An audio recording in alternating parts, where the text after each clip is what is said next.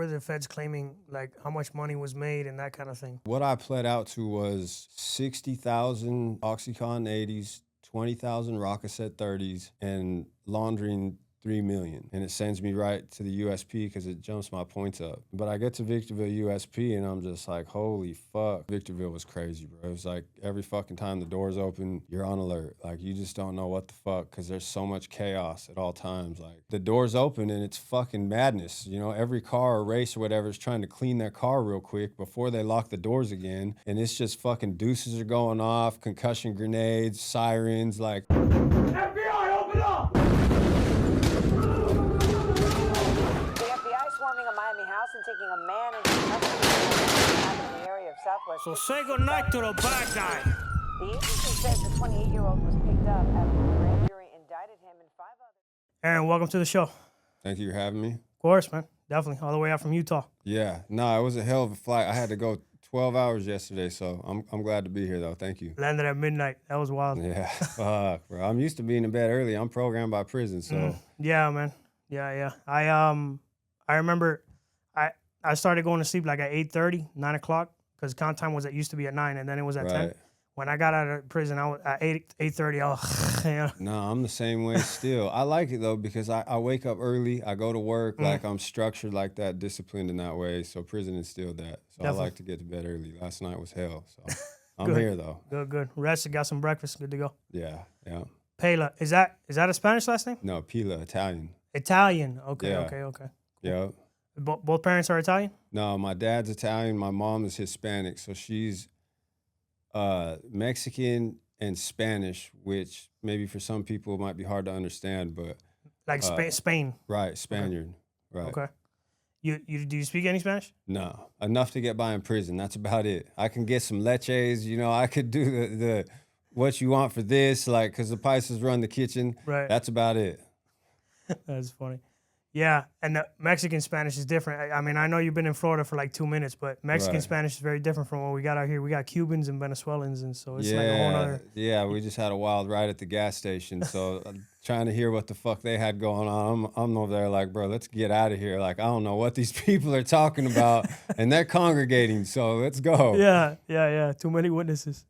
Aaron, I got a small preview of your story from what I follow you online and seeing you on 10 Toes. There's so much because you have like everything that led up to going to prison. Then you have state prison, federal prison, USPs. Like there's a lot to get into, so I'm excited to dive into that with you. So let's start at the very beginning. You're originally from San Diego, California. Right. Okay. What was it like growing up as a kid? Like, what kind of kid were you? San Diego was cool. You know, you got the beaches there. Like, I have 4 siblings, so my life just revolved around family growing up. You know, middle class. Everything was nice. We moved to Seattle when I was 8. My dad ended up getting laid off, and that put us on welfare. So that kind of flipped my whole life upside down at that point. But experiencing both sides, like, it gave me, like, the appreciation for a lot of things. But it also gave me a drive or a hunger to not live in poverty because from the time I was like 8 to I'd say about 16 or so, 15, you know, we lived on welfare and shit. My dad went back to college. Like I had all these things, but I also had like drive and ambition that was instilled in me at a young age. I would sell candy and shit in elementary school, be around the neighborhood, like mowing lawns, just doing little shit, just trying to hustle, paper out, all this shit. I think my first lesson, though, my mom took me to buy candy at Costco, and I flipped that. And that kind of like, you know, it sparks something in you. Like, oh, okay, I can buy this, sell it for twice as much. And I think that's kind of what instilled that D-boy mentality in me. So when I got to be like a teenager, you know, I picked up weed and I was hustling weed. That was my thing. So like back when weed was like still considered a serious drug. Right. That was my first case when I was 19 was possession with intent. So I went from Seattle. I went to Boise because my dad was going to college. I was there for like Idaho? 3 years. Yeah. Okay. And then he got a job as a school teacher in Idaho Falls. So I was there for like 3 years. At 17, I went to Utah. Like my closest dude growing up, he basically got kicked out of the state of Idaho. So he was living in Utah. And I was in and out of trouble. I was fighting. I was, just, drunk, doing stupid shit. Like I played sports. I was on probation. So school, like I had to go, but it was easy for me. So I would get bored. I'd just be at school because I had to be there, just fucking off. I'd be getting drunk. I'd be hustling, but then I'd go to basketball practice. Like, so I had these two lives and shit. Grades were always easy. Like I never really did homework or nothing. I tested out of a lot of shit. Like, but I guess I didn't have that taste for school. My fucking mind was in other places, which just put me in the streets. So I was living, 1 foot in, 1 foot out. What was the attraction you had to the street? Because I think you grew up in a normal family, right? Like no one was on the street like that. No one was a criminal. No, my older brother, he was locked up a lot. So I kind of went down the same path, not as deep as he did immediately, because his issue was with addiction. And I saw that. I was like, I don't want nothing to do with that shit. But I still loved the life. So I was still hustling. I was still in the streets. I guess you could say the adults that I had around me, I didn't respect on the level that I wanted to emulate them. I was seeking that validation, that comfort, that companionship through the hustle, through the struggle. Other people that had maybe a tumultuous house life, because my house life wasn't all that, but it was portrayed as all that. So I couldn't respect that. From day one, I didn't respect hypocrisy or liars, people trying to project something that they weren't. So I went seeking that shit in the streets, and that's kind of what led me into that life. Like I said, my brother kind of set a foundation somewhat. So I'd hang out with like the older dudes and shit. I'd just be running around with them, and I started catching little cases, little assaults, a burglary. I ended up getting an aggravated case with my older brother and all of his dudes. And it was me and two other juveniles. I was like 15. And they put me in the interrogation room next to my brother. That was the first taste that I had for like pressure by authority to like tell on somebody that you care about. Right. And I didn't. I was the only juvenile that didn't. So I went in there and I did my time in juvenile. A lot of the older dudes went to prison. I came out, I think I was in there the whole summer, like 3-4 months or some shit. Everybody that's done time in juveniles came on my show has told me that was the worst time they did. Juvenile? Was that the case for you? Nah, I mean, it's just a bunch of fucking bullies. You know what I mean? It's kids, like kids, yeah, like you go to elementary, junior high, high school, like kids are cruel. Like they're vicious for sure. But, when you kind of grow up like that, it's really nothing new. Like, because you fight and shit. There's not any weapons, at least not where I was at. Maybe some juvenile prisons are a little different. I didn't go to prison. I was just in the juvenile detention center. Right. So there was a lot of just like busting balls and talking shit and just, being cruel like kids are. But it wasn't like, you had to fear for your life. Right. You go and you get emotional because you're a kid. You're emotionally charged. You go and fight somebody, like, and that's really the end of it. Like, It wasn't like a lot of the places I've been since then. You fight somebody, you better fucking make sure they don't get up because they might go get a weapon or they might have it on them. You know what I mean? Like you go until they make you stop type shit. So juvenile, I guess it wasn't enough for me to learn. A lot of people can learn from that shit. My dumb ass couldn't. So I had to keep going through the fire. Jason was the opposite. He says that juvie scared him straight for like a year. Yeah, a year. For like a year. Yeah. No, that's better than most people. Yeah. A year is, you get a year under your belt. I guess you get complacent. Probably Jason was like, fuck this. It's not exciting enough for me. For sure. All right. So you said you spent the whole summer in juvie? How old were you? I was 15. Okay. I went in and out until I was 17, and then I just left.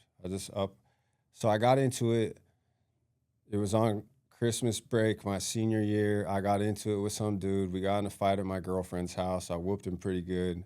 He came back the next night, and he had like all of his family and shit, and they just started smashing all the cars in the driveway. Ran up to the house, started smashing out the windows at the front of the house. She called the cops, and while she was on the phone, she said, my boyfriend, Aaron Peila, is here with me. And I was on probation. I knew I was hit. I'm like, fuck. She said my name. So I went to school on Monday. My PO was there. I was like, fuck, I guess I'm out of here. I just fucking packed up and left, and that was the end of that. So, that was a turning point in my life for sure because, where you have this family foundation, even though it's kind of tumultuous, you still have that at home. you know, your siblings especially. And then I just left, went to Utah where my buddy who was kicked out of the state was already living, you know, and I just jumped head first into the streets, you know, and that was my life from there on out. So How do you get kicked out of a state? I've never heard of that in my life. because he was a juvenile. So I think they kind of were like, okay, we're going to, from what I understood, I never got the details, but they were like, if you come back before you're 18, We'll arrest you again. we're going to arrest you. Okay.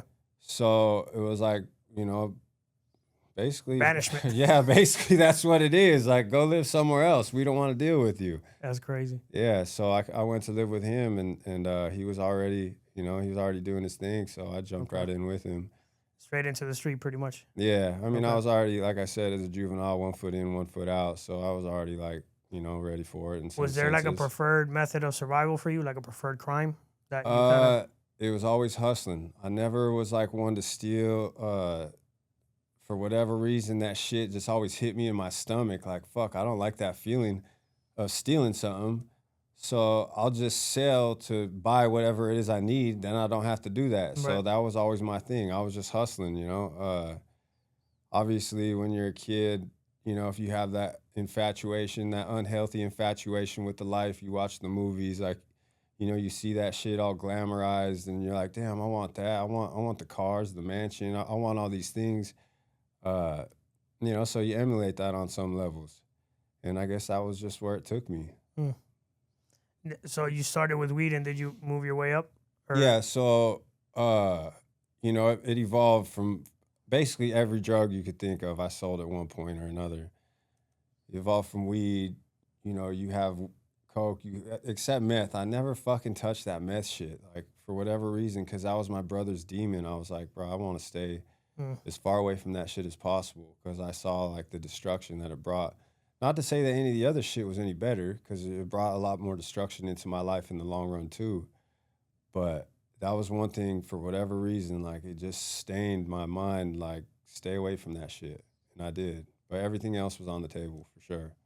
Yeah, that's how I felt. My dad is a coke addict, so Oh, that's okay. how I felt my whole child. That's why I never really like touched. Like I experimented with other things, but cocaine for me was like, nah. You know, I would think of kind of like the situations I was in with my father, and I was like, I don't want to end up like that. So that was for me like, you know, Right, never, don't touch that shit. So I can relate. right. So, all right, you're in Utah. You hit the streets, 17, 18, 19, 20. Kind of like, what's your life like, and how do you progress into the criminal life? Like, walk me through that. So I'm catching cases, 20, I think, 19, 20, in and out, just stupid little shit, county bids or whatever. I catch my first felony. All in Utah? Yeah. So I'm going in and out, and I'm like telling my PO, so I develop an addiction.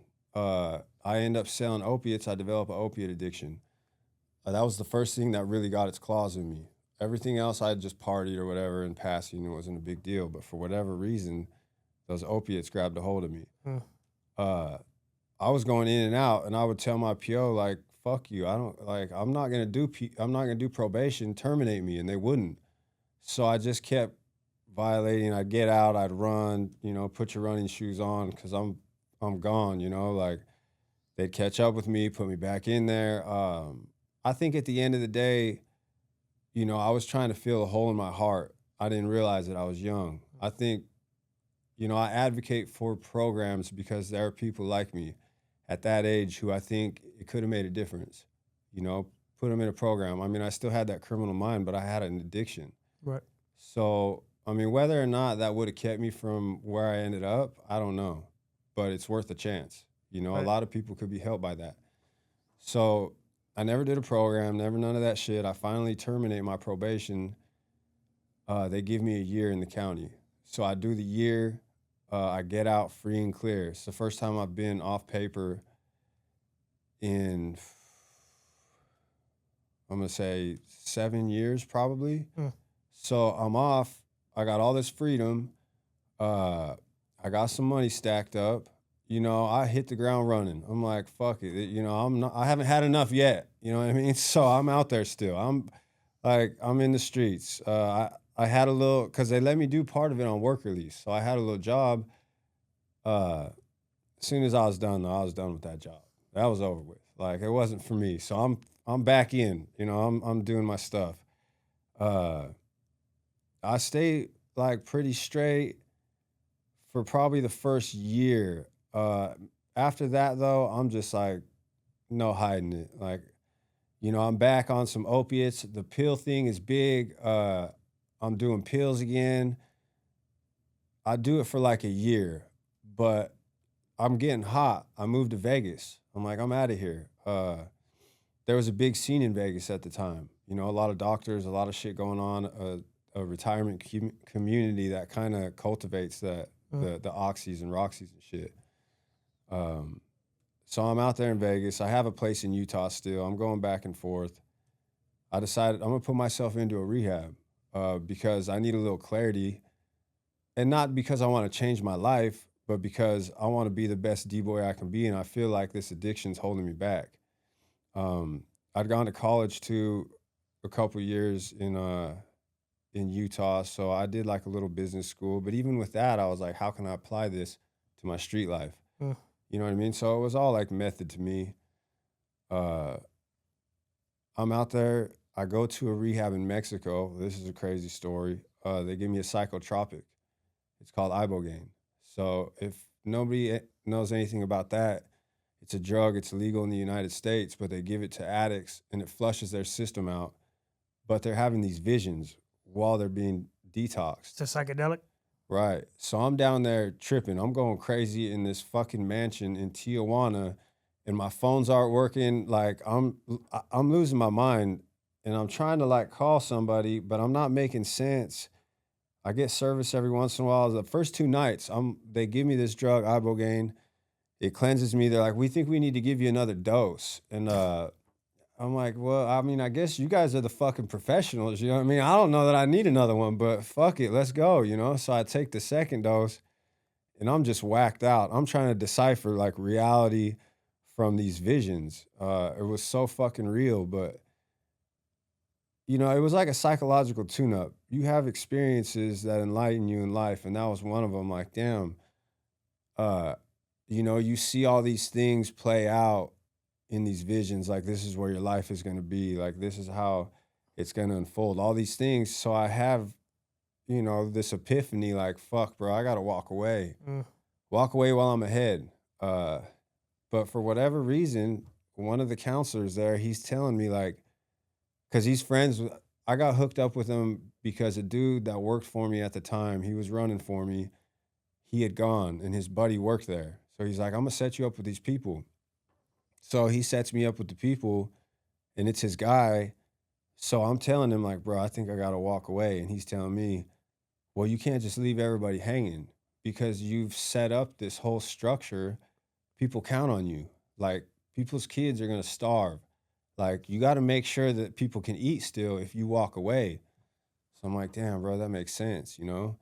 So I'm trying to formulate a plan in my mind of how I'm going to go about doing it. But while I'm down there, somebody sends me this song from this artist named Haystack. So it's a song about detoxing from opiates. So I listened to that shit a bunch of times. I'm like, damn, that song's dope. Like, I like this dude. So when I get back, I look him up on social media, and he's talking about for booking information, call this number or whatever.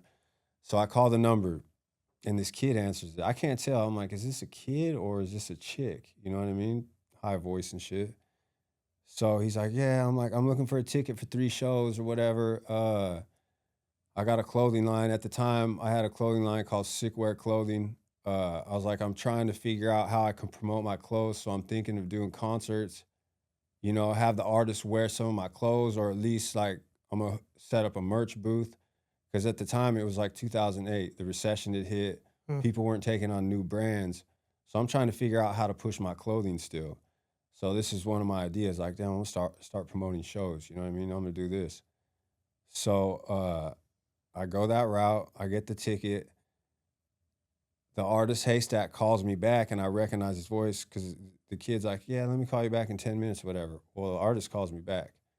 So what's up? And I could tell he has that real distinct, scratchy voice. If anybody knows, you know. So we start chopping it up. We do some shows. We hit it off. And he ends up being, you know, one of my dudes. I ended up producing an album for him, Easy to Hate. 2010, it was released on my label because I end up opening a label. I'm doing these shows and people are hitting me up like, hey, I want to open for this artist or whatever. Like, can I get on? And I'm like, you know, in my head, like, damn, bro, like, if one of these dudes pops, I need to get a little bit of that money too. So I start my label and I'm like, I'm going to produce music. I'm going to sign these artists. I'm going to develop. I'm going to do all this shit, right? So that's my angle. I'm doing that. We end up releasing the album in 2010 together. But the whole time I'm doing this, I got 1 foot in, 1 foot out again. You know, I'm still in the streets. You know, but I'm doing my stuff. Like, I got it both ways, but And at this time, what do you put? You're pushing. You have like a pill mill going in Vegas. Is that like? no, I just have a lot of people, a lot of connections. You know, there's doctors that you can send people to, whatever you Right. pay for them to get in. Like, you know, you figure it out. Like, the one thing about everything in life, when there's a will, there's a way. You know, Right. you're gonna figure it out one way or another. So, you know, my need at that time was to get, you know, as many as I could, and I was figuring it out, all the avenues and lanes, and there's a lot of them, you know. Right. Like, the pill game is a little different. It's weird because it's like, it's not set with one structure like it is with other drugs, where this is the plug, you know, these are his people, whatever. Like, with pills, it's like the wild, wild west. It's a free for all. You know what I mean? So it's a little bit different in how it's ran. So, you know, that was how that evolved.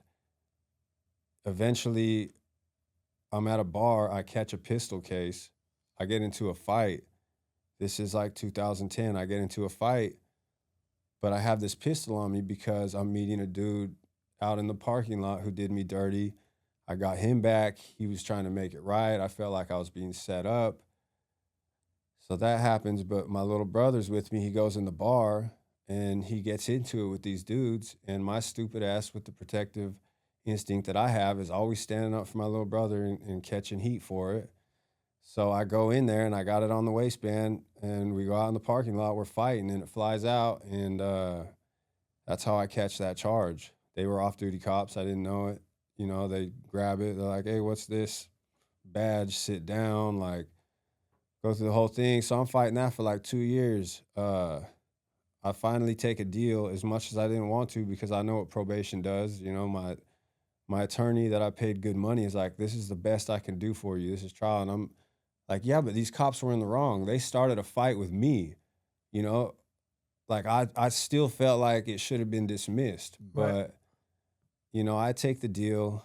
My kid's mom's pregnant, so I'm just trying to get it out of the way, do what's right, try and be home, you know. And I go to sentencing, and the judge says, you know, 19 to 48 months suspended. I really should send you to prison. If I see you again, I'm sending you. I'm going to go with the agreement that you have with the state's attorney. As much as I don't want to do that, but I'm letting you know you don't got any chances. So I'm like, all right, well, when will I see my PO? He says 3 weeks. I said, all right. He said, but you got to sign up for orientation within 72 hours. I'm like, cool. So I go in there knowing that I still have some guns at the house. I go in there thinking I'm signing up for orientation. They're going to give me the rules. They're going to let me know, like, okay, you can have this, you can't. Because I really wanted a gun to be at the house for my kid's mom. I traveled a lot, like doing shows in different states and shit. And I felt like she needed that. You know, she had issues before with like a stalker and shit, you know what I mean? It just made me feel better, like, okay, my kid's mom and my baby have some protection if I'm not there. But I thought there was like, okay, maybe I could put it in a safe or something. You know, I was green to the laws. Like, I never really looked into it. And they take me in and cuff me right there. They start going through my phone, go out to my car, search my car, go to my house, and they find another gun. So they take me in. I get sentenced to prison on the first one. Then the second one, they send me to the feds indict me on that second one. So I'm sitting in state prison, boom, feds pick me up. I go and fight that, come back. Now I got to catch my parole to go back to the feds for the 46 months on the gun. When I parole from state, I go to Phoenix FCI, Black Canyon. So I'm sitting there for like a year. They ran like part of it concurrent. So the 46 months, I really had about a year left. And about a year left, even when I was in state though, I was hearing about indictments being unsealed against some of my dudes.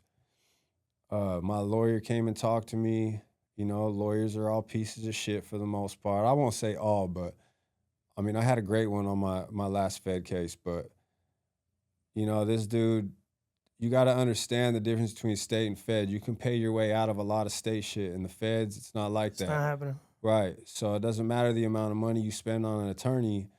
It is what it is. Right. You know what I mean? They just bulldog right over you. Yep. So like, you know, trial and error, you figure that out. But, you know, I had signed a deal and the judge overrode that deal when my attorney was like, oh, you don't got nothing to worry about. He's going to go with the deal. Like, no, you just took my money for no fucking reason. Yeah. And just got me fucked, you know? So, I could have gotten a public defender and just fucking looked at the guidelines and signed a plea. right. No, that's all it is. But hindsight is always 20/20. Right. You know? And people don't understand that because you're so used to dealing with a state level, like, and people that give you advice, like, nah, do this, get this guy. Like, yeah, but you've never faced that animal. Yeah. Like, the feds are a whole different thing. Another like, animal. it doesn't matter. So yeah, I'm calling him up. He comes down. He's showing me these indictments from people. And he's telling me, you're good. You're not listed as an unindicted co-conspirator. Nobody's come to talk to your family. Nobody's done any of these things. So you're straight. So I'm like, all right, you know, I don't feel any better about it, but I'm gonna roll with what you're telling me. So this is when I was in state, I was already hearing about it.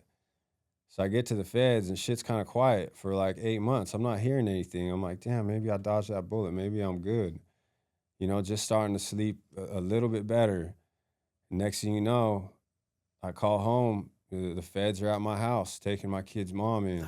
That's the worst feeling in the world, bro. Fuck, I was like that for like 3 years. Like, are they coming? Are they not coming? Are they coming? Right. No, terrible. you're just teetering on the edge, bro. And that feeling in the pit of your stomach is Terrible. just, yeah, you're carrying it with you everywhere. And you're like, fuck, I just do something or don't. You know what I mean? Like, let me Fucking live. take me in already. Right, Yeah. let me live. All right, guys, taking a quick break from Honor Among Thieves podcast to bring you a word from our sponsor, and that is Federal Prison Tips. At Federal Prison Tips, we help people navigate the justice system from indictment, re-entry, everywhere in between. Whether you're a loved one trying to get relief for someone that you love that is in federal prison, you are currently in federal prison, or about to go to federal prison, we can definitely help you. Everything from plea mitigation, sentencing mitigation, PRSAR challenges, anything about guidance while you're in prison, actually what to expect if you're a first timer and have never been there. Whether this is your second case, third case, you haven't quite learned your lesson yet. Either way, we can help you with everything that has to do with federal prison. Good time, FSA, second chance credits, getting designated to a facility. Any issues you might be having within the federal prison system, we can definitely help. Honor Among Thieves podcast. Mention that you saw us on the podcast and you'll get special rates only given to those who listen to the podcast. Again, 407-434-0175, extension 7. Hit us up, federalprisontipscom. Contact us. Let them know you heard about them through me. Now let's get back to the show.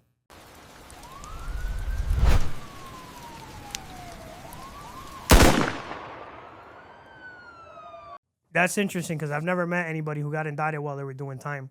So once you hear the feds go hit your house, do the feds come get you in prison?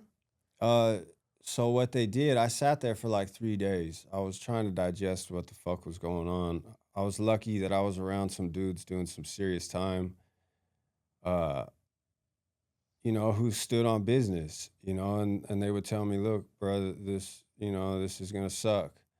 You know, that feeling in the pit of your stomach's not going away. You got to just let that life go. Like everything that you thought held value doesn't, you know, Gone. money, jewelry, cars, fucking even relationships. None of that shit's yours anyway. You know, I said, just hold on to what's dear in your heart. Anything God given, you know, is always going to be there.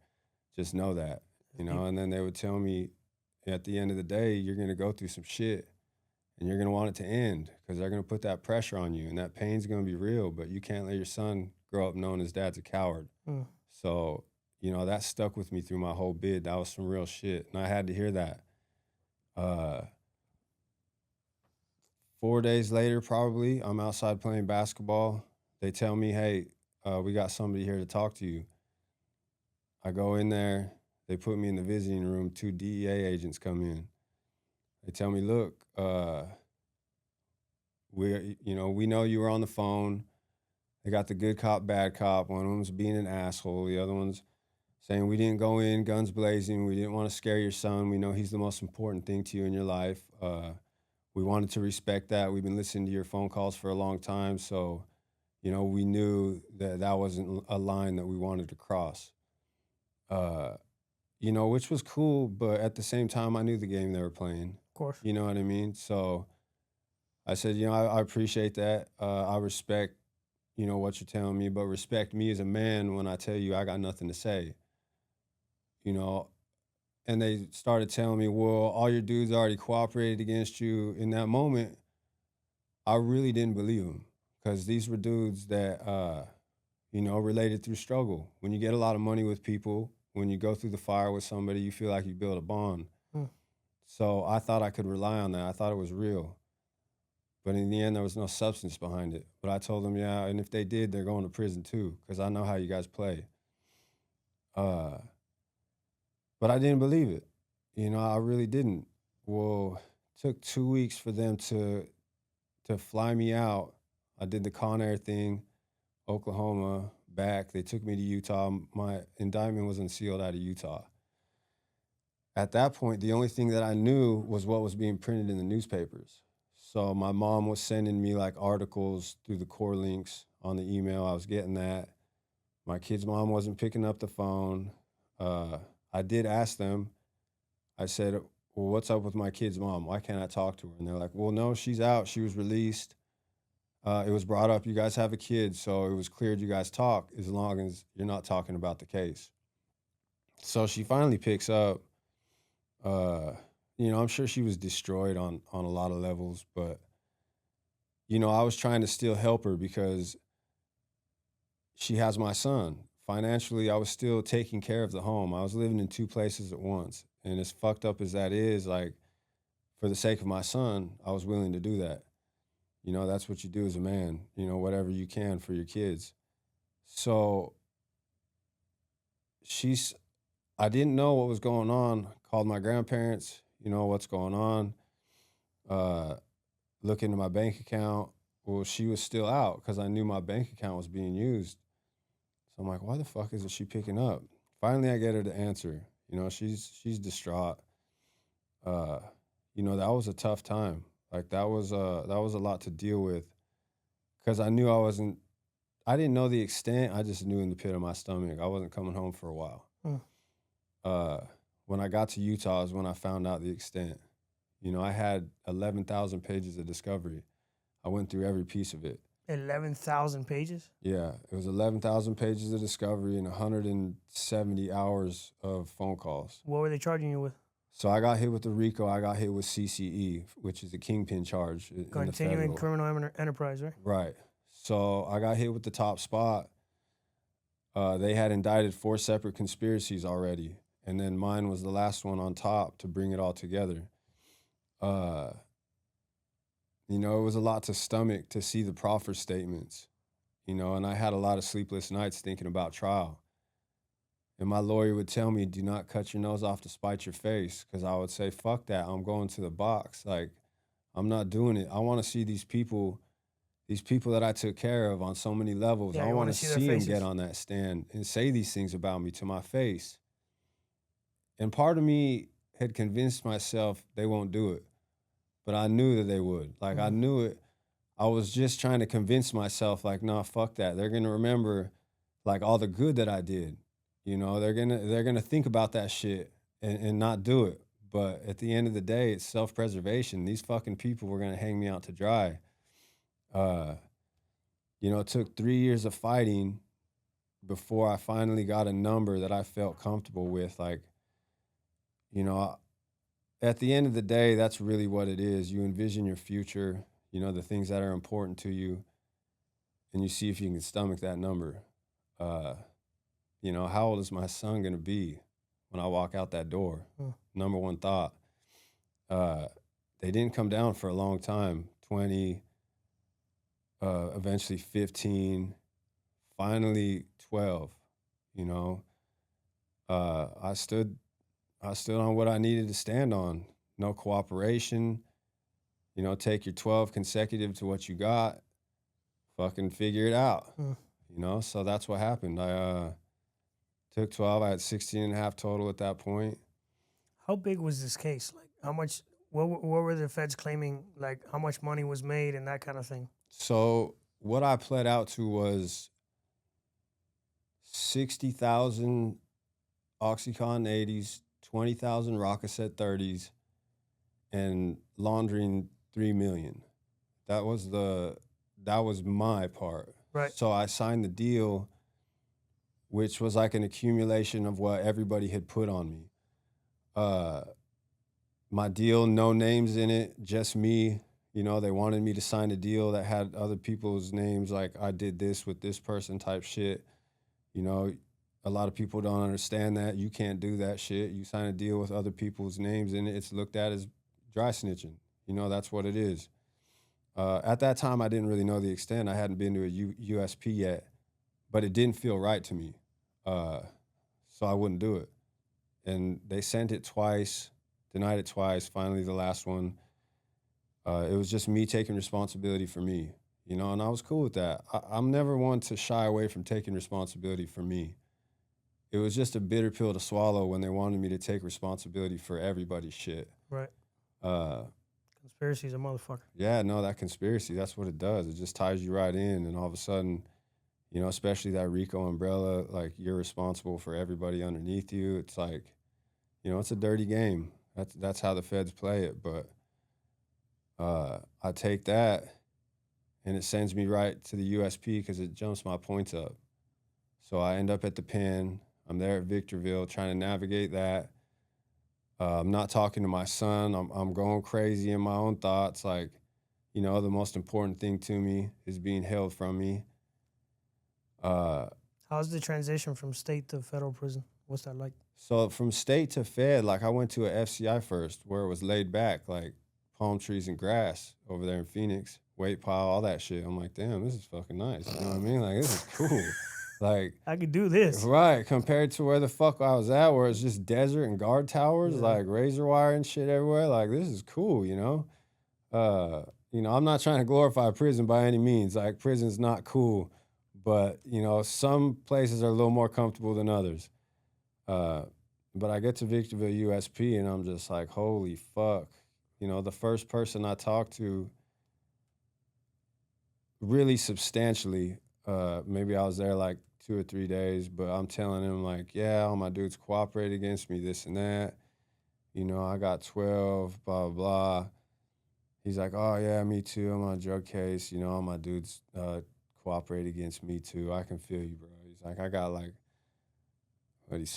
50 or something. Jesus. And I'm like, 50 months? 50 years. He said, nah, 50 years. I said, fuck, I'll never complain another day in prison for the rest of my bid. Like, that put it all in perspective for me because I had no clue. This dude carried himself well. He was positive and upbeat. Like, he wasn't on no bullshit. He wasn't running around ducking wreck or just ducking his time. He wasn't getting high. Like, you know, he was standing strong, and I respected it. And we said that. I'm like, fuck, bro. If this dude can remain who he is through that type of pain, nobody should be complaining. And I definitely should be the last person. So I walked through prison with that mentality, like, the party stopped for me. I wasn't getting high.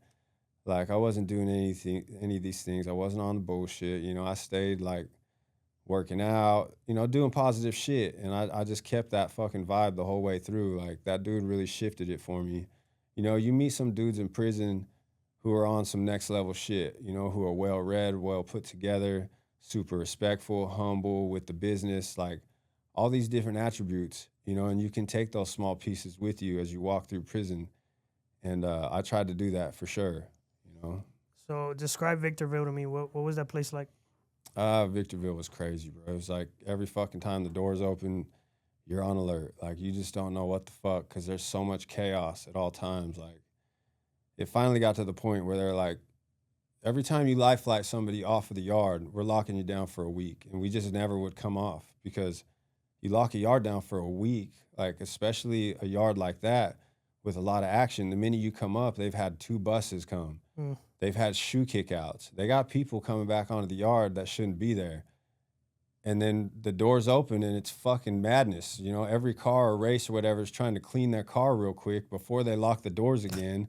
And it's just fucking deuces are going off, concussion grenades, sirens, like boom, locked right back down. So like that last couple of years, like I just stayed in a cell and I figured out my time. Like this is my life. Like this is it. This cell is what I have to figure out how to build a life around.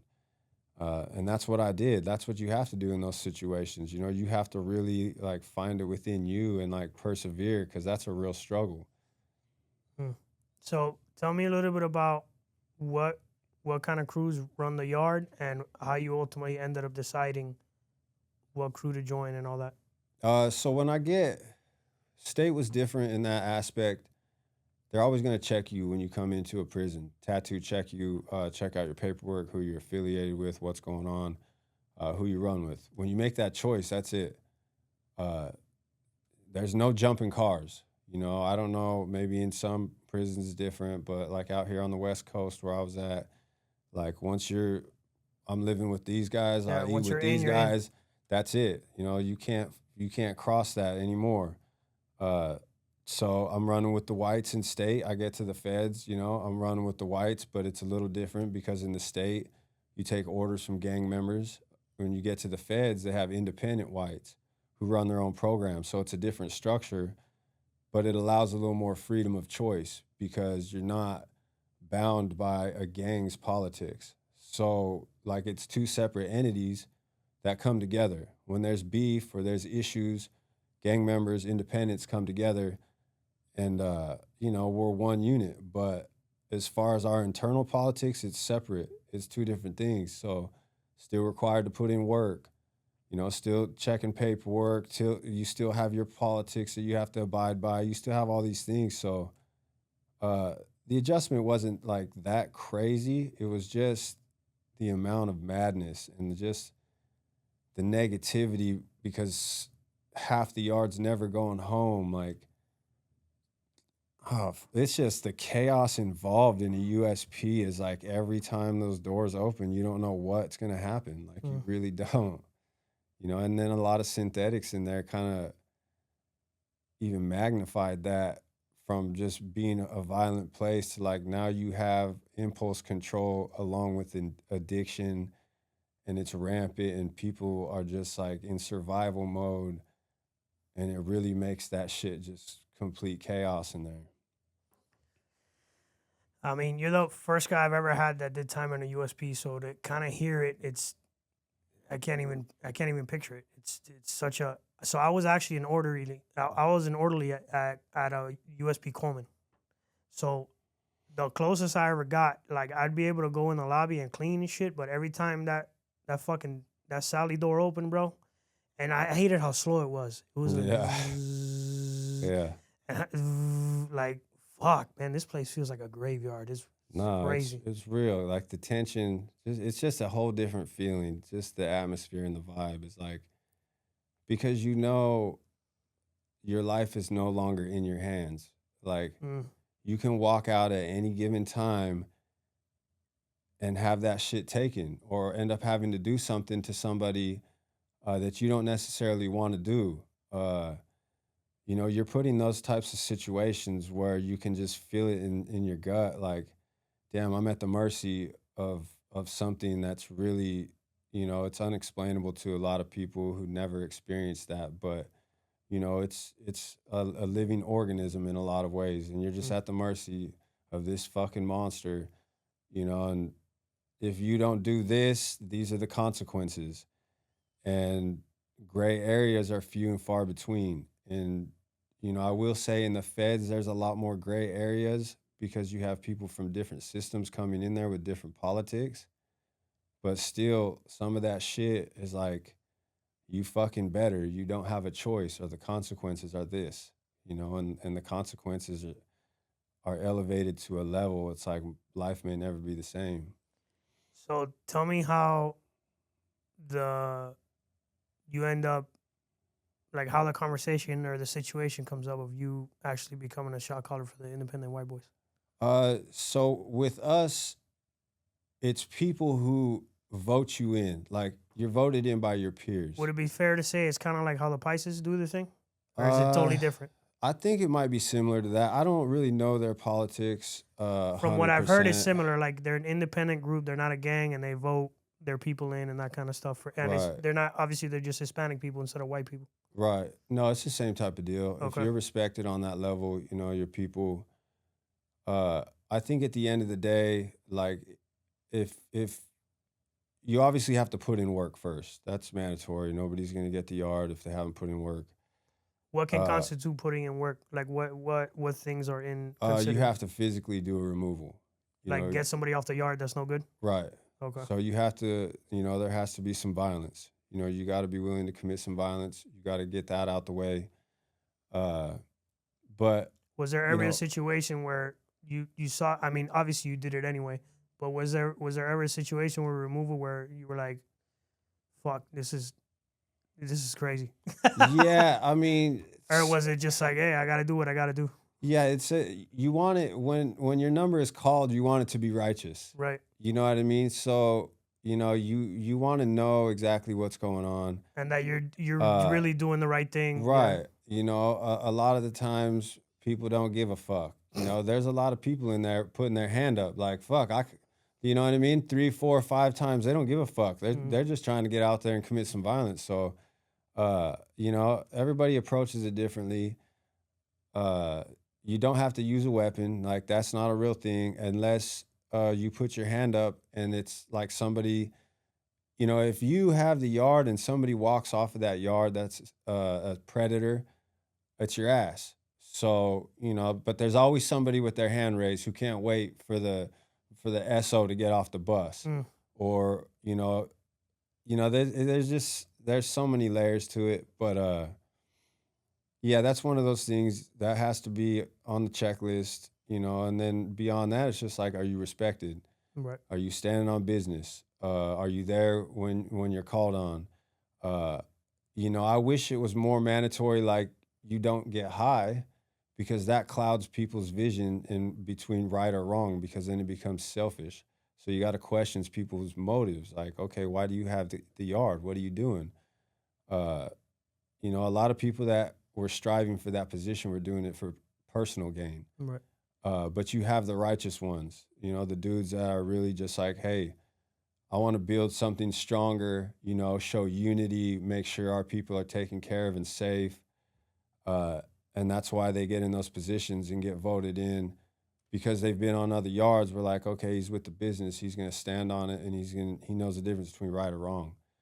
So you got a lot of different faces filtering through that shit.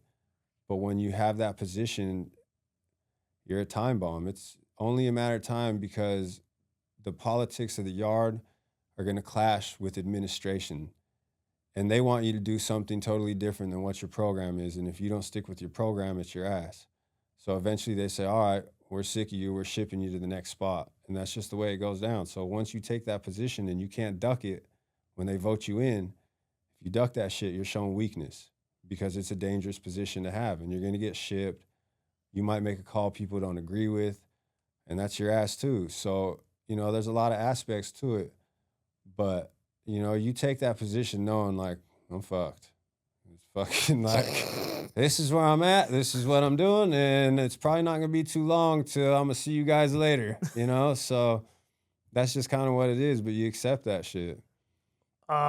Is there meetings amongst shot callers? Is that like an actual thing? Like when something goes down, like let's say someone from your crew got into it with like someone in the black crew or someone in like the Pisces or something. Do you guys settle that as shot callers? Is that a normal thing? Yeah, administration knows who reps are. Like, they'll call them out if there's an issue between races. They'll call out the dudes that got some say-so, and they'll have them sit down. A a lot of that shit is just posturing, you know, because of course you're going to tell administration like, yeah, no, we're good. Like, let us up.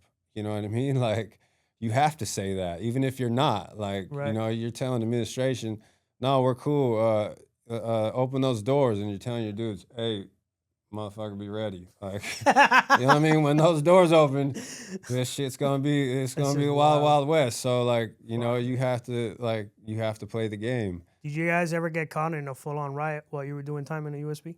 No, No. thank God. Okay. You know, you hear a lot of riots. There's bodies after a riot. I never got caught in that situation. In the 4 years I was at Victorville USP, there was never, you know, there was some mini riots in units and shit, a lot of standoffs, but never like a full-blown Like yard prison riot, riot, yeah. right, where it's just like everybody gets called out to yard, like, you know, because that's usually how it transpires. Like, you get called out to yard because there's a beef, and you're out there like, okay, like, you know, is this going to be the one, you know, and then you hope leveler heads come together and like politic it out and before it gets to that point, and Right. everybody knows the consequences, so it's not like people are trying to jump at that opportunity, you know? So I've heard that because white boys in general, not even just independent white boys like, you know, ABs and all that, white people are the minority in a high-level security federal prison. So they've built this reputation where it's like on site. Is that true? Yeah, I think when your numbers are so small, you have to show force Mm. to keep other people from fucking with you. So our way of doing that is, I mean, when we have somebody that comes onto the yard that's not supposed to be there or breaks politics or does something along those lines, it's a demonstration. You know, people are going to watch that and see like, oh, fuck, these motherfuckers are vicious, you know? And when your number's called, like, you want other people to see that too. Like, you want them to watch you and say, damn, bro, I'm not fucking with that dude. Like, so, you know, that's just how it's put down.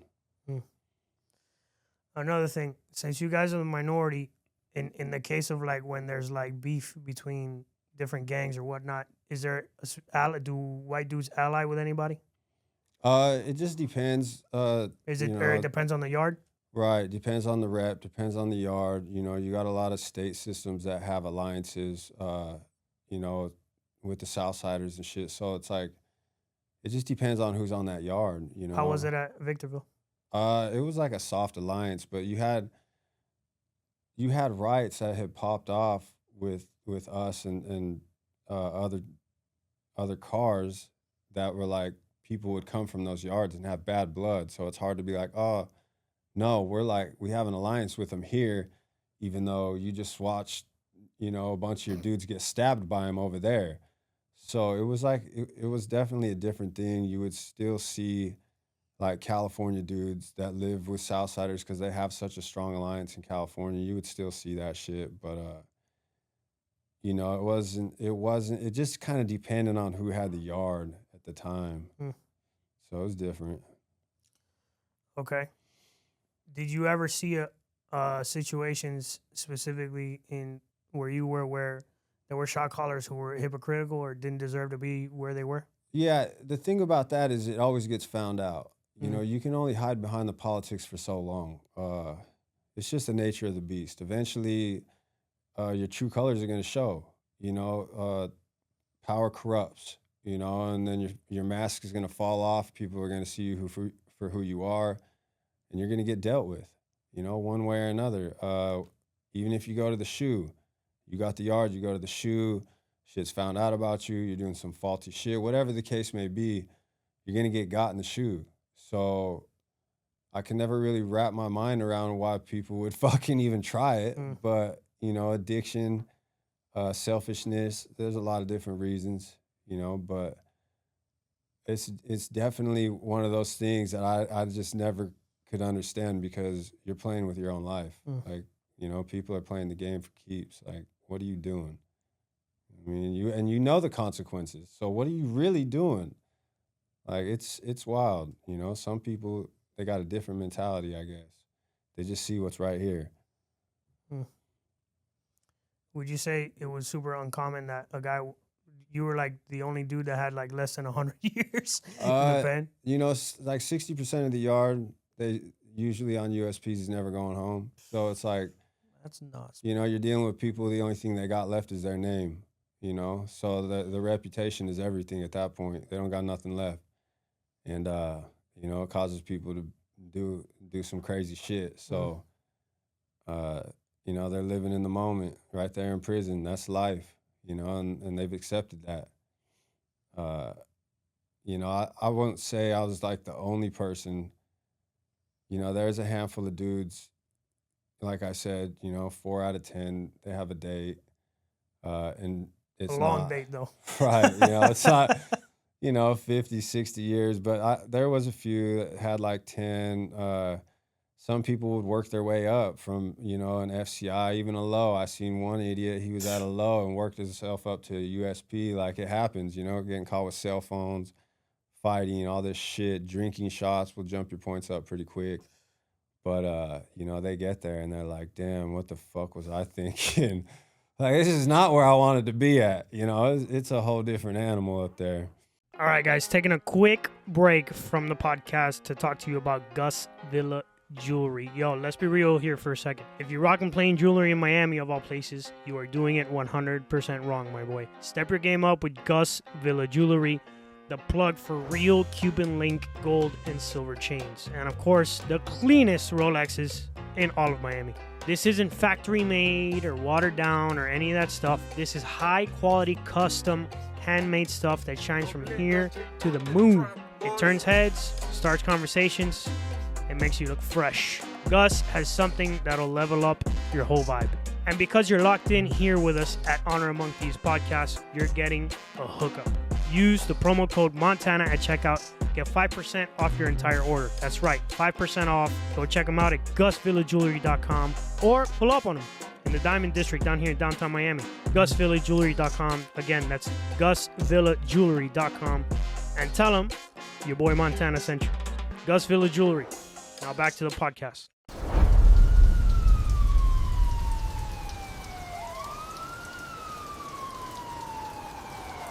You spend 4 years at Victorville? Yeah. Then where do you go? I end up at Herlong. So Okay. COVID happens. Harlong Medium? Yeah, FCI. That's So I where go to that's the where meeting. Kidnapped by the Feds did his time. Yeah, right? that's where he started his bid. I didn't run into him. He told me that, but he went from there, Lowe's camp, something like that. He was there before I was there. I went there in, what was it? The end of 2020, I believe. So I did my last few years there. I went there to do RDAP, which I never ended up doing. That yard was fucked up how they ran it. But they're just, you know, the one thing you count on is the laziness of the BOP. These people aren't trying to do their job, so they never got me in there. But COVID got me out of the USP. You know, those doors never opened for a while. So it got a lot of people out of there that were like waiting for a shot to fall off or whatever. I had to get like 18 months clean conduct. So I got that. They shipped me to Herlong. I kind of just cruise out from there. You know, Herlong, it had some shit going on. They shipped me at one point to Victorville. You know, I joke around that I was kidnapped by the feds because for real, one night I'm just like laying in my rack. They were trying to push all these sex offenders and check-ins out on the yard. Like, we weren't letting them come out. It was like this struggle between administration and people on the yard. So they just had this hair up their ass and decided they were going to take 2 busfuls of people out of there for 2 weeks in a row, take them to Victorville, and just drop us off at the pen in one of the units that had nobody in it, and just let us fucking basically die in there. They just ground us to dust, starved us out. Like, they're like, oh, you're under investigation, but Herlong didn't have room in the shoe for you, so we're just holding you. And that's all they would say for like 2 months. So I was just in there fucked up. Like, you know, I lost like 20 pounds, but when they finally bring us back, like, nothing had changed. It was still all fucked up. I was thinking like, oh, we're going to come back. Like, the sex offenders are going to have their own table. They're going to be running the TVs. You know what I mean? Like, I don't know what the fuck to think. You know, they took us out for a reason. But we get back, nothing like that. So they just took us out, ground us to dust, and then took us back to Herlong. So, but other than that, like, you know, Herlong, like, it was shitty in a way, like, because, you have these expectations, like I'm going to a medium, I'm gonna get more action, there's gonna be more hope, like, and it's just a bunch of lazy pieces of shit, no different. Like, I ended up getting the year off for First Step, and that's what pushed me out the door. So they just come to my door right when I get back from Hurlong. They're like, hey, we need an address. Like, you're out of here. I'm like, what? Like, yeah, First Step kicked in. Oh, Donald Trump's my homeboy, you know what I mean? That's my dog right there. That's so, funny, they kicked me out, sent me to Utah. That's where my case came out of. I was always planning to go back to Vegas, but my grandfather passed. My grandmother moved back to LA. She was with my aunt, so kind of put a wrench in things. I ended up back in Utah because, that's where my last indictment was. So get out, the halfway house, a whole nother struggle. They're not trying to help you, you figure that out. And, I got my CDL. I did that to get a job because you got to show value to a company. I never had a job in my life. I owned a couple businesses and I was a D-boy. Like, can't put that on a resume. I mean, I tried and people were like, yeah, okay, like, but you've never had a job. You're applying for this construction and shit. Like, you would think it'd be a lot easier, that there would be resources, but I ended up getting my CDL, so that helped. It helped me coming out. But, so look, I want to flip the script a little bit right here. Yeah, let's do it. So, a lot of my platform, you follow it. Like, I do. I speak for a lot of people in prison, stood on business, going through the struggle, high securities, USPs. And I've always been firm with, I'm not going on just any podcast. So I come out here, I want to be on the podcast. So I find out, you had something going on in your case. I've never had an opportunity to speak with somebody who's had that situation. Okay. So I want to bring that to light. Sure. I want to understand what goes through somebody's head. So let me interview you for a minute. Sure. I'd be happy to. Okay. So your case is white collar, right? Yes. Okay, break it down for me because I'm an idiot. I'm a caveman. I don't know shit about this white collar. Never been around any white collar. So there's different kinds of white collar, right? There's mortgage fraud, there's tax fraud, there's wire fraud, there's embezzlement, there's money laundering. Mine specifically was healthcare fraud. So basically my crime was I knew this guy that owned all these physical therapy clinics, and through some crazy thing, I meet this guy and he basically has the plug. He's like, look, we got all these places. You got good insurance where you work at. If you send us people, we'll break you off. And I was like, I didn't think much of it. I was like, all right, whatever. In my mind, I'm not even connecting the dots that it's federally illegal or any of that shit. So I start sending them people, and they start breaking me off, but 1 turns into 2, 2 turns into 4, 40, 100 people later, a year and a half later, it's like I've made $500,000 in cash. Like, it turns into something I never anticipated. But I guess every criminal kind of, like, once you see the money and how fast it's coming, there's no stopping it, right? Right. So enough is never enough. Yeah, ever. It doesn't matter. Ever. So what happens in my case, about a year and a half goes by, I'm making all this money. There's no stopping me at this point. I was going to go to jail no matter what. The guy that plugged me up gets locked up on some other bullshit, though, for a totally different case. I'm here trying to call him, trying to get a hold of him, see what's going on with this guy. And he's not answering the phone, but I'm thinking he's ducking me because he owes me money. Right. So someone else calls me that I've done business with that's like his associate. She meets up with me. She tells me, look, the FBI picked this guy up today. So I kind of left it at that. I was like, whatever, he's going to jail. He got caught for some other shit. I'm just going to call it a day. I've made all this money. So what happens next is his plugs start hitting me up. They all had my number. So I start doing it all over again. And this time I make twice as much money because he got cut out. So I start making all the money he was making. Right. So basically the reason I stopped is because I had like a moment of clarity where the FBI knocked on a friend of mine's door and they basically got interrogated. And they called me that night and told me to go to their house and told me, listen, Nelson, they didn't ask me about you, but they interrogated me and they showed me pictures of all these people. Like, and I like, in that moment is when I was like, I can never do this again, man. Like, did you feel like he was being truthful when he told you that? Yes. I feel like they were telling the truth because they had no reason to warn me. Right. Like, there was Well, no. I mean, I feel like sometimes people will warn you just out of fear that you're gonna find out without them. Yeah. So, and this was like a family. This was like a married couple with kids. So they had no reason to look out for me. Like, Right. so that's basically what happened with me. Like, I had this sudden attack of conscience. Like, damn, dog, I'm the reason the FBI showed up at someone's house.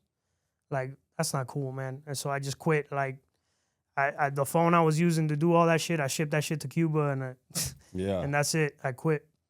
So 3.5 years later, I rebuilt my life. I'm not even doing that no more. I own a successful business. I had just gotten back from Colombia from a vacation. I'm living a great life. And then when I get back from the vacation, the FBI picks me up. You know? So I want to say this before I continue. Yeah. Because a lot of people, they've asked me a few different things that I've done on my TikTok. They asked me, what's the purpose? I want people to know I'm not out there looking. I don't go to the grocery store and check paperwork for the dude that's bagging my groceries. That's not the way I operate my life. I don't operate in the streets like I do in prison. I'm trying to educate myself and everybody else in this moment because there's a lot of manipulation that goes on with the feds. When it comes down to it, they have a way of bending people's will. Me personally, I grew up with that. I understood it, not the federal level, but I understood the willingness of people to lie and try to manipulate to get you to say certain things. The first time I was in an interrogation room, I was 15. So I understood that. I'm hearing this story. I want to understand how it comes to somebody cooperating. And I know there's different ways. We all have reasons to do it, but we fight our demons, we battle them, we stand on 10 toes, or we end up in a situation where you fold. You figure it out and you weigh whatever the options that you have. So I'm trying to understand right now in this moment what the fuck is going on or how it happens. Right. So for me, the FBI comes and picks me up. At this moment, I don't even know what the fuck they're arresting me for. I'm thinking they're looking for my dad or some shit, but whatever. They come and bust me. I've told the story a couple of times. They take me to FBI headquarters, not too far from here. And then when they start bringing people in, I'm like, fuck, they got me for this clinic scam shit. So they take me in an interrogation room. And in my mind, I'm like, I'm call a lawyer, keep my mouth shut. I'm good. I'll figure this out later. Like, that's what I'm telling myself, right? Like, just don't say anything. Figure this out with your lawyer. Don't say anything. They sit me down and they start putting sheets of paper in front of me of all these witnesses that are against me, all these people that are saying all this shit about me. And then they start getting in my head about, oh, listen, the feds play different. This isn't state. This isn't, oh, keep your mouth shut, fight it out in court. Like, you'll get to know us. Like, things are different. And they just start playing that mind manipulation. And then they start getting in my head. And it's just like, now I'm replaying this thing of like, fuck, like I got 17, 20, 25, 30 witnesses against me. I'm going to go to fucking prison for a long time. I don't like any of these people. All these people threw me under the bus already. Like, should I keep my mouth shut? What's the best choice here? Like, I'm still trying to decide what to do. So they lay it out. They're like, look, this is what we want to know. Look at it. They show me the address of a building. They show me this. They show me that. And in that split second, I had 5 seconds in my brain to decide either like, all right, I can either give them what they want, which is confirm what they have and possibly not go to prison, or I could keep my mouth shut, not play ball, and probably end up in prison. So I was like, you know what, man? I'm just going to give them what they want. So what do they do, bro? Do they like tell you they make you feel like time to like go home and process this shit? No. They make it seem like someone else is going to give them the information, which is true. And then once they have the information, they don't need you anymore. So it's like Right. So it's like you literally have seconds. Like, once you leave this room, like, that opportunity is off the table, which could be bullshit, but I have no way of knowing that. Right. You know what I mean? And again, it goes back to the difference. Like, someone who's dealt with the cops before, even maybe not the feds, knows that there's a manipulation aspect there. They might not be telling the truth. They might be lying, but you don't know. And there's already a disdain for, like, cops, or maybe not all cops, but there's a disdain for certain practices that they use, and you're Right. aware of those practices. Right. When you're a civilian, you don't understand that. Like, as a civilian, like, yeah, I had criminals in my family, and I didn't like how certain cops operated. But as a civilian, the mindset is like cops are there to uphold the law. Right. So if I got arrested, I did something wrong. So maybe this is the right choice. Right. At least that's kind of what I was thinking at the moment. Do you feel like that's your mind playing tricks on you in 100%. that moment? 100%. Okay, your mind is trying to override and justify your basic instinct, which is to tell these people to get fucked. Correct. You're like, Yeah. you know, okay. Because the other side of me is like, bro, fuck them. Why are you helping these people? They're saying they're gonna help you, but you have no proof of that. You know what I'm saying? Right. Like, there's a back and forth in my own mind of like, nah, fuck that. Fuck them. I don't want to help these people. Or like, no, bro, think about yourself right now because everybody else is thinking about themselves. Yeah. Be smart. Don't be an idiot. So there's that internal struggle. Right. But basically that meeting ends with just, they have like pictures of buildings. I say, yes, I went there. Yes, I did this. I don't really give up anybody. You know, they already had all the info. I just basically confirmed like a few things. They let me go. I get out on bond the next day. No, that same night I get out on bond. Then my lawyer picks me up, and then that's a whole nother game. Right. The lawyer's like, listen, you gotta give him, The lawyer's in on it too. the lawyer's like, yo, you better give them what they want. You better tell them everything you know. Right. You better get an A+ on this cooperation. That's the only way. There's nothing else to do here. And it was just like, fuck, man. And of course, I'm paying this lawyer $30,000. Right. So what am I thinking? He has my best interest at heart, Right. which is not the case at all. No, because they want to take that 30 racks that you just gave them and go home. Yep. They don't want to have to work for it. And I feel like at the end of the day, there's only so much work they can do because the feds are going to kick their head in too 100%. and leave them bruised out on the curb. So 100%. the easiest thing for them to do is just take the easy route out, take your money, tell Yep. you to fucking write whatever, say whatever. People need to understand that. Attorneys don't always have your best interest. They have theirs because they're going to go home and sleep in a bed comfortably. But the longer you drag it out and the harder you make it for them. The more they got to work for that money. Exactly. Yep. So I hire this lawyer. I'm thinking, right, this is all right. The lawyer's saying I got to do this, so I got to do this.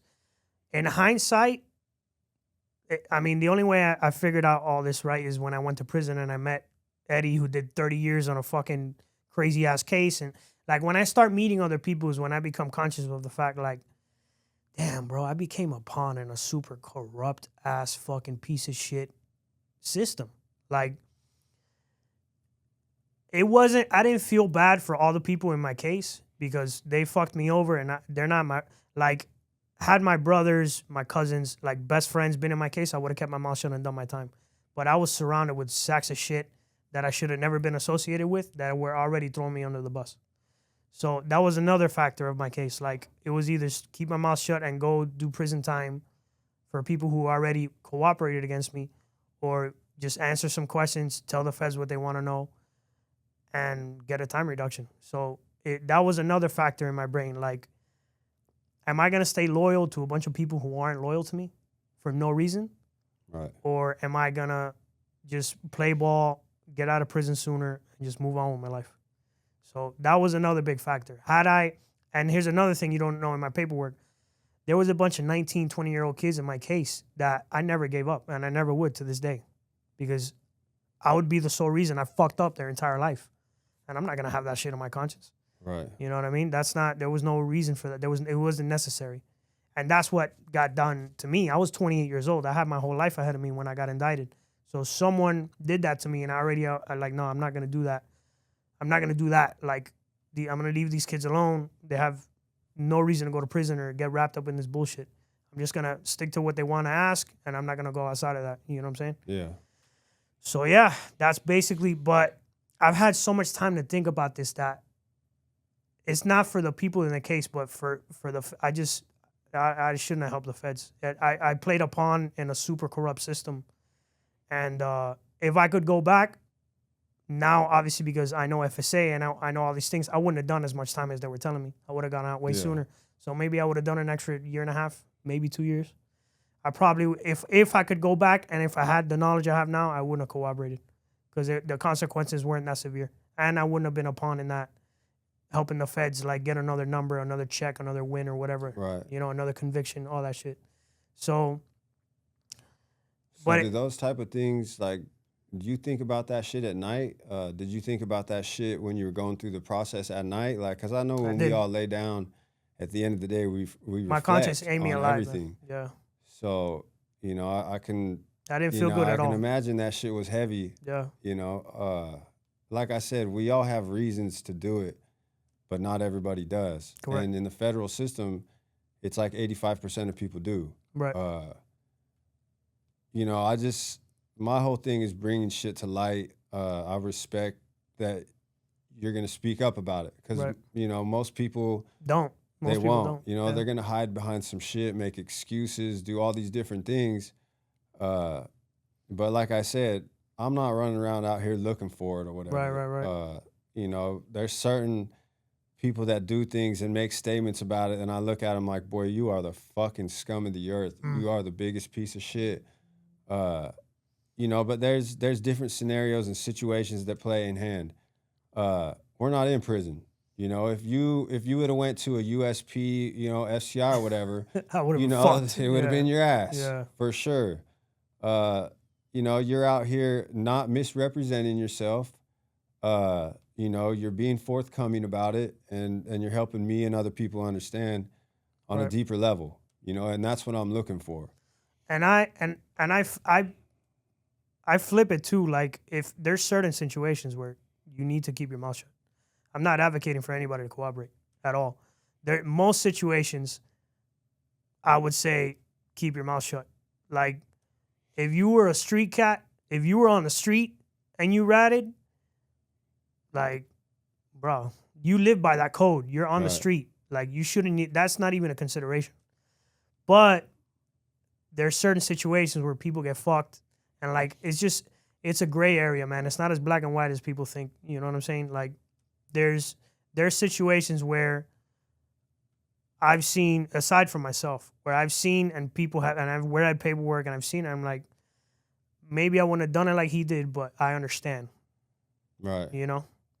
So that's my thing, is like, not only am I ashamed of what I did, not only does it eat at me at night, not only do I not advocate it for other people, but I also understand that it's a crazy situation that you can only understand if you're put in that situation.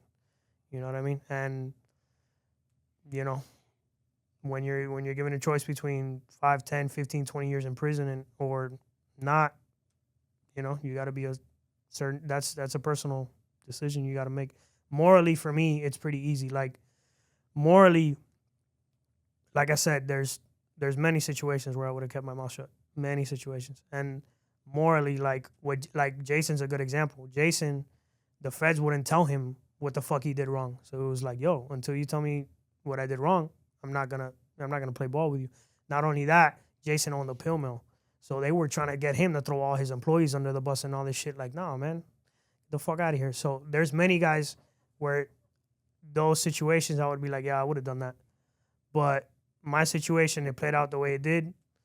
I don't feel good about it, but I don't think you can compare me. It's apples and oranges.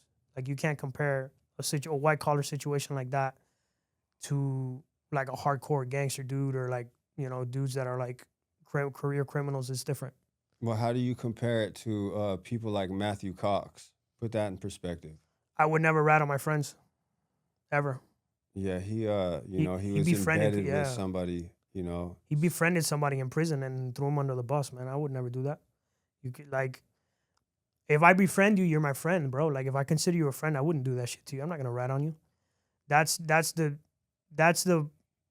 it's an important caveat to it. And again, I can only talk for myself. I can't talk for other people. But just because you cooperated on a case doesn't mean you have no morals.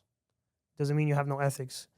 There's many different situations. Like, what he did, I find despicable. It's unacceptable. I'm not gonna befriend somebody to get information out of him, to fucking make him get more prison time, to then for me to get, you know, that's fucked up. You know what I mean? Yeah. I would never do that.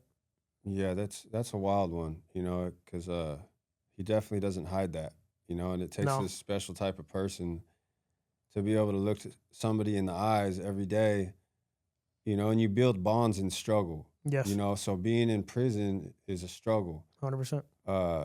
You know, so you look through somebody's eyes and see the pain, and then you want to inflict more, Yeah. you know, to ease whatever it is you're going through. So that's a whole nother level. You know, there's just so much, you know, I'm fresh out. You know, I did almost 14 years. I come out, you know, all these podcasts, social media has kind of overtaken the world. Yeah. You know, you have this lane where a lot of like-minded individuals can connect and network through these platforms. Right. And what I'm coming to realize is a lot of people are misrepresenting the prison content, Which I'm not creators, for the at all. podcasts, Yeah. all these different things. Mhm.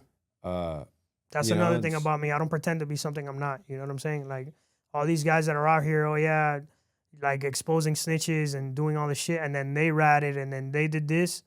Like I would, I don't. I'm not that type of person, man. I'm not gonna pretend to be something I'm not. I'm not a hardcore criminal. I was never a gangster. I never was in a gang. Any of that stuff. So for these online dudes to sit here and be like, Mr. fucking shot caller over here, and then they ratted in their case, or you find out they're no good, that's like, it's ridiculous is what it is. It's a fucking joke, you know? Yeah. It's, No, and it's saturated with that shit. Mm. This whole fucking lane is, I mean, I'm not gonna say every person is bad, but the longer that I'm in it and hear things and see things, like I'm starting to understand it's a lot of misrepresentation, and I'm like, what the fuck? Like, you know what I mean? This is a space for certain people, and a lot of my content specifically is, you know, for people who are going through that struggle of high securities and the type of stresses and pressures and everything that's involved in that. right. You know, and I speak for a lot of those dudes about what they're experiencing, and so I really truly try to respect that lane. Mm. You know, it's just sad that it's come to so much bullshit that's driven by, you know, over glamorization, you know, curiosity. And I respect it. They're on their grind, they're on their hustle. You know, everybody's trying to get the bag, like, do you, but just don't misrepresent who you are or what you're doing or what your experiences are just to get a quick bag from whatever the TikTok or whatever the fuck you're doing, you know what I Yeah. mean, your podcast. So, you know, I hope this helps. You know, maybe it helps you in some ways to be able to unload that from your conscience, you know, and maybe it's a teaching moment for other people. Like, you can take that easy route out, but it's going to eat at you. You know, a lot of people, 85% cooperate in the feds. They put that pressure on you. Know what you sign up for. Know that you can be manipulated. Know that everybody has something to lose. When you inflict that type of pain on somebody else and those losses that come with it, think about being in those shoes. You know, I had to do that when I was sitting in there. All my dudes cooperated against me. I had to sit there and really think, you know, could I ever do that to somebody else? The answer was no, I couldn't. You know, and even though to this day, like sometimes I wonder what life could have been, like I can still walk around with my head held high, you know, and that means a lot. And I know it means a lot to my family, you know, even some of them who don't agree with the lifestyle. So just be mindful of what's going on, who you're around and what you're doing and what the consequences could be. So Aaron, I appreciate you coming on, man. This was good. Yeah, enlightening. Thank you. You're welcome. And it flipped the script a little bit. I got interviewed on my own podcast, but it was cool. Yeah, I mean, it might be the first time it's ever happened. Yeah. I feel good about it. I might start my own podcast. Hey, if you need any help, man, here we are. You know, All right, I appreciate it. definitely, Aaron. So I usually wrap up asking the same few questions. So first question is, what's next for you? So I just bought a box truck. I'm trying to figure out that lane. I also have my hat brand and I have hoodies and I have shirts.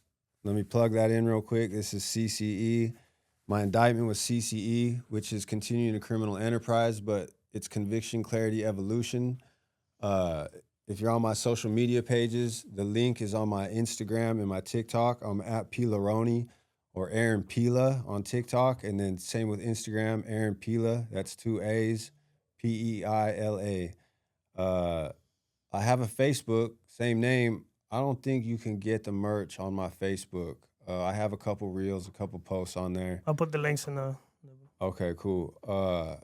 But other than that, I'm part of the Loved Ones Coalition, which is great because we're definitely trying to make a difference. Christine has been pushing for human rights violations, policy breakdowns, everything in the federal system that's falling apart. The Loved Ones Coalition is a watchdog organization that reports these things to politicians who have some kind of power or ability to make changes. So that's important to me, giving back. People that are in prison suffering, the crime and punishment, you know, your sentence is your punishment. Everything beyond that is overboard. When you go in there, the separation, they're degrading you, the conditions, like these are all things that need to be brought to light. So I'm a huge advocate for prisoners. I left a lot of good dudes back there. You know, I want to see them home. I want to see them whole, mentally, physically, emotionally, spiritually. That's definitely part of the mission. Other than that, just rebuilding my life. You know, that's just after almost 14 years. You know, it's hard because you want to play catch up. You know, people say baby steps. You want to take leaps, but I'm out here figuring it out. You know, I'd love to speak to the youth. I'd love to make a difference in that way. You know, those are the goals, the vision, and everything that I got going on. Cool, man. Do you believe in redemption? Yeah, I mean, there's always a level of redemption that goes with, you know, committing crimes.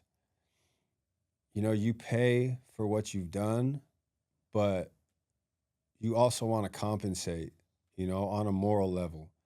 So I feel like when you give back, when you try and help others navigate away from the pitfalls that took you to prison, you know, there's a certain amount of redemption in that, you know, and it's not just about redemption. You know, for me personally, it just feels good, you know, when you get a message, you know, somebody DMs you, they're going through this, whatever, and you feel like you can help them in some way. I don't really necessarily look at it as redemption. You know, I just feel like it's the right thing to do. Do you believe you've redeemed yourself? I guess that's for the world to decide. You know, I'm not going to sit here and say one way or the other. I'm my own worst critic, you know what I mean? So I think we all are. But, you know, when it's all said and done, you know, the world can make that decision, not me. Aaron, this has been great. I appreciate you coming on, man. How can people connect with you on social media? Okay, so at Peilaroni on TikTok, that's Peilaroni. And then Aaron Peila is my other social media sites, Instagram, Facebook. It's 2 A's, RON, Peila. Thank you for coming on, brother. I appreciate it. Thank you. All righty, guys. That was another episode of Honor Among Thieves. Special guest Aaron Peila. Appreciate you guys tuning in. See you on the next one. Push it to the limit. The world is yours. If you're not chasing a dream, life is meaningless, guys. Catch you on the next one. Say goodnight to the bad guy. FBI, open up! The FBI swarming a Miami house and taking a man into custody in the area of Southwest. So say goodnight to the bad guy. The agency says the 28-year-old was picked up after the grand jury indicted him in 5